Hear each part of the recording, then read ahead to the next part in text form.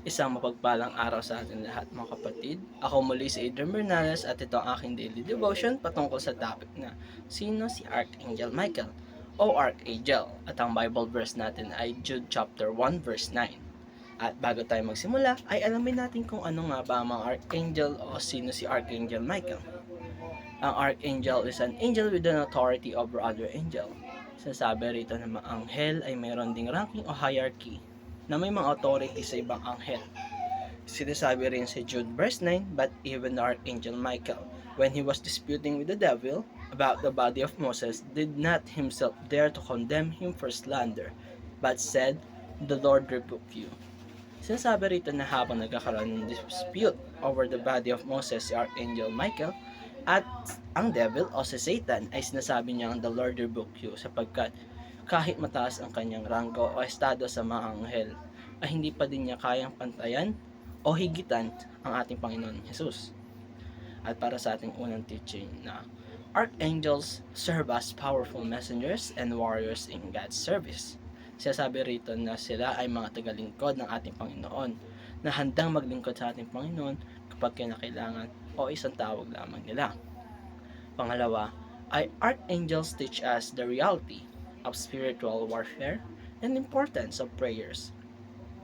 Sinasabi rito na napakahalaga ng pagdarasal sapagkat ninidinig ito ng ating Panginoon at nagpapadala siya ng anghel upang ipadala sa iyo ang kanyang sagot. Katulad na lamang sa Daniel chapter 10 verse 13, but the prince of the Persian kingdom resisted me 21 days. Then Michael, one of the chief prince, came to help me because I was detained there with the king of Persia. Sinasabi rito na tinulungan ni Archangel Michael, ang isang anghel na may padala kay Daniel, ang sagot ng Diyos. At pangatlo ay Archangels remind us of the supreme authority of Christ over all creation. Sinasabi rito na lahat ng nilikha ng amang Panginoon, mga anghel, ng mga tao, di ba pa, ay lahat ay may authority si Kristo o may control siya. Ang may kapangyarihan dito na hindi mahigitan ng sinumang anghel.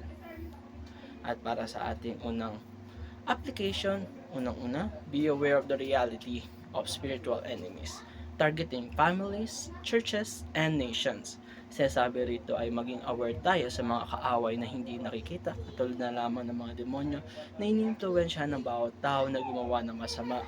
Hindi lamang ito mga pisikal na tao, katulad ng ating gobyerno o masasamang tao, o ibang tao na gumagawa ng masama. Pangalawa ay pray diligently, knowing that God uses our prayer to accomplish His purpose. Sinasabi rito ay maging mas disiplinado pa tayo sa ating mga panalangin o higitan pa natin ang ating mga panalangin para sa mga nagdaang taon. At mas ipanalangin natin ating bayan at buong mundo na makilala sila kay Kristo at ang bawat bayan ay magkaisa sa pagpupuri kay Kristo. Sa magawa niya ang layunin ng ating Panginoon, sa pamamagitan ng pagkakaroon natin ng relasyon, ang bawat nation ng relasyon kay Kristo ay matutupad ni Kristo ang kanyang layunin.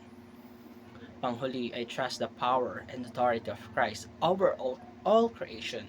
Sasabi rito, magtiwala tayo kay Kristo pagkat walang sino man o anuman ang nakakahigit pa sa kanyang.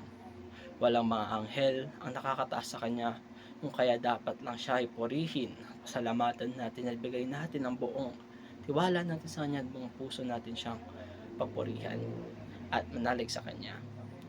At dito na nagtatapos ang aking daily devotion mga kapatid.